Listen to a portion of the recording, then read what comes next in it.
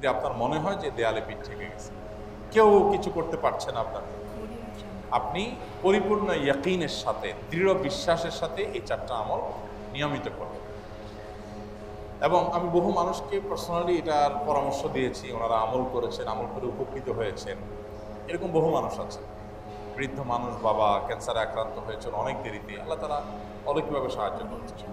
হ্যাঁ, কখনো যদি আল্লাহ তাআলা এই আমলগুলো করার পরও আমার বিপদ দূর না করেন, তাহলে হয় আমার আমলের মধ্যে কোনো ত্রুটি ছিল, অথবা আমার এই বিপদ দূর না হওয়ার মধ্যে আমার জন্য কোনো কল্যাণ নিহিত ছিল। আল্লাহ তাআলা আমার দোয়া কবুল করে যে উপকার হতো তার চাইতে বেটার কিছু হয়তো আমাকে দিবেন, এই একই একজন ইমানদার থাকে। সে 4টা আমলের 1 নম্বর হলো ইস্তেগফারের আমল। ইস্তেগফার, আপনি ফেসে গেছেন কোনো জায়গায়, কোনো উপায় পাচ্ছেন না, আপনি ইস্তেগফার করতে থাকেন। আস্তাগফিরুল্লাহ ওয়া আতুবু ইলাইহি, আস্তাগফিরুল্লাহ ওয়া আতুবু ইলাইহি, আস্তাগফিরুল্লাহ ওয়া আতুবু ইলাইহি, আস্তাগফিরুল্লাহ, আস্তাগফিরুল্লাহ, আস্তাগফিরুল্লাহাল্লাযী লা ইলাহা ইল্লা হুয়াল হাইয়ুল কাইয়্যুম ওয়া আতুবু ইলাইহি ওয়া লা হাওলা ওয়া লা কুওয়াতা ইল্লা বিল্লাহ। اللهم أنت ربي لا إله إلا أنت خلقتني وأنا عبدك وأنا على عهدك ووعدك ما استطعت أعوذ بك من شر ما صنعت أبوء لك بنعمتك علي وأبوء لك بذنبي فاغفر لي فإنه لا يغفر الذنوب إلا أنت সাইয়্যিদুল ইস্তিগফার। এভাবে যে কোনো ইস্তিগফার করতে থাকেন, আপনি বেশি বেশি করে আল্লাহর কাছে ইস্তিগফার, ক্ষমা প্রার্থনা করতে থাকেন, খুব বেশি। আপনার 2 ঠোঁটে অনবরত আপনি চাইতে থাকেন আল্লাহর কাছে ক্ষমা। এই ইস্তেগফার সম্পর্কে নবী করিম সাল্লাল্লাহু আলাইহি সাল্লাম বলেছেন, মাল্লাজিমাল ইস্তেগফার, যে ব্যক্তি ইস্তেগফারকে আঁকড়ে ধরবে, আঁকড়ে ধরা মানে কি, এটা ছাড়বে না, সে পড়তেই থাকবে অনবরত। টয়লেটে যাওয়ার সময়টা, ঘুমের সময়টা, খাওয়ার সময়টা বাদে, অবসর নামাজের সময়টা বাদে, ওকে সারাক্ষণ সে ইস্তেগফার পড়বে। এরকম যদি কেউ করে, আল্লাহ রাব্বুল আলামিন জাআলাল্লাহু লাহু মিন কুল্লি হাম্মিন ফারাজা ওয়া মিন কুল্লি যায়কিন মাখরাজা, সকল পেরেশানি থেকে, সকল টেনশন থেকে বের হওয়ার পথ আল্লাহ তাআলা অলৌকিকভাবে তার জন্য আবিষ্কার করে দিবেন। এবং আমি আমার জীবনে যেটা বলেছিলাম, বিস্তারিত বলতে চাই না, এরকম পরিস্থিতি আসছে যে চোখের সামনে কোনো আপাতত রক্ষার কোনো পথ আর খোলা নেই, এমন ভয়াবহ বিপদ। ইস্তেগফার করতে করতে এমনভাবে আল্লাহ তাআলা সাহায্য করেছেন যে এটা কল্পনা করলেও মনে হয় যে স্বপ্নের মতো। কিভাবে এখন এই লোক এই জায়গায় আসলো আমার সাহায্যের জন্য, এই লোক তো এটা আমি এই জায়গায় আসার কথা না, ঠিক উনি এসে হাজির হয়ে গেলেন এবং উপকারটা, আমার সমাধানটা হয়ে গেল সমস্যা। তো আলহামদুলিল্লাহ, বহুবার আমি পরীক্ষা করেছি, আর আমার পরীক্ষার 2 পয়সার দাম নাই। হাদিসে বলা আছে, গ্যারান্টি দেওয়া আছে, আমার পরীক্ষা করলেই কি না করলেই।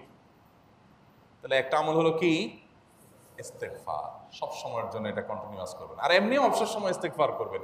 আরবদের মধ্যে সৌন্দর্য আছে, তারা বিভিন্ন ডাক্তারের ওয়েটিং রুমে বা বিভিন্ন জায়গায় মানুষ যেখানে অপেক্ষা করে পাবলিক প্লেসগুলোতে লিখে রাখে ইস্তেগফার করুন, আপনার হাইওয়েগুলোর পাশে লেখা থাকে ইস্তেগফার করুন, এবং তারা আসলে একটু পরপর দেখা যায় ইস্তেগফার করে। ভালো মন্দ গুণ সবার মধ্যে আছে, তাদের এই ভালো গুণটা আছে, ইস্তেগফার বেশি বেশি করা।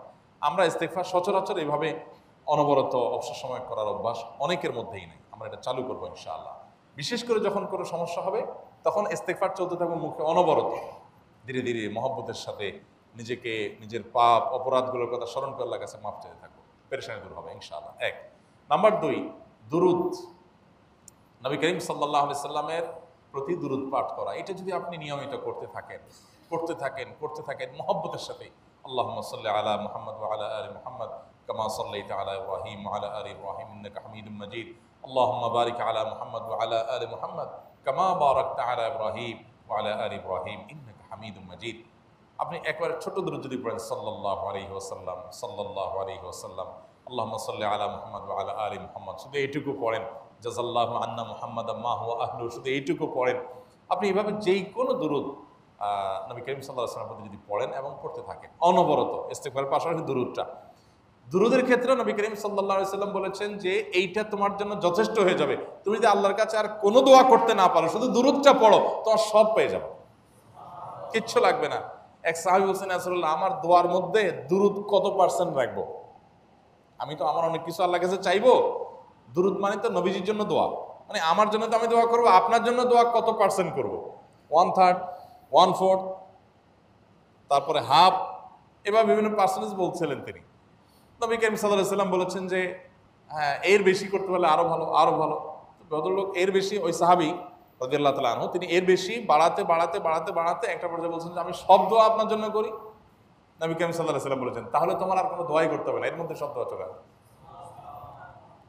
কারণ আপনি যদি বলেন আল্লাহ আপনার নবীর প্রতি আপনি রহমত নাজিল করেন, আপনার নবীর প্রতি আপনি শান্তি নাজিল করেন, আপনি যেটা দোয়া করেন, তো আল্লাহকে আল্লাহর নবীর প্রতি আপনি রহমত নাজিল করতে বললে আল্লাহ তাআলা আপনার প্রতি রহমত নাজিল করবেন কি করবেন না?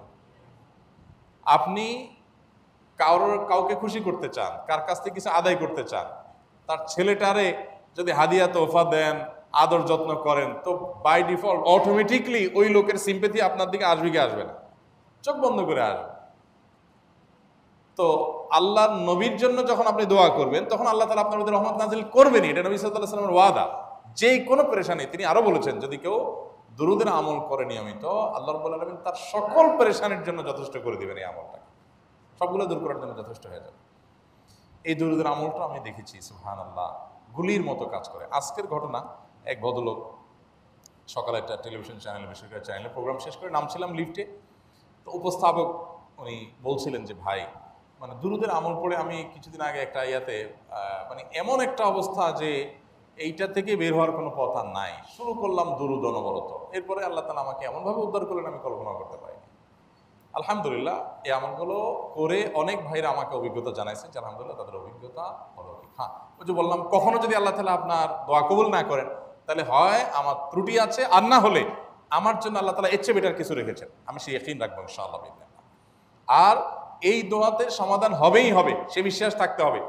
নবী করিম সাল্লাল্লাহু আলাইহি ওয়াসাল্লাম বলেছেন, হাদিসে কুদসিতে আল্লাহ বলেছেন আনা ইনদা যান্নি আবদি বি, বান্দা আমার প্রতি যেমন ধারণা করে আমি তেমন আচরণ করি। এখন আপনি যদি চিন্তা করেন করে দেখি হয় কি না, দেখি ট্রাই করি, তাহলে ওই আল্লাহ তাআলা বলবেন ঠিক আছে দেখতে থাক।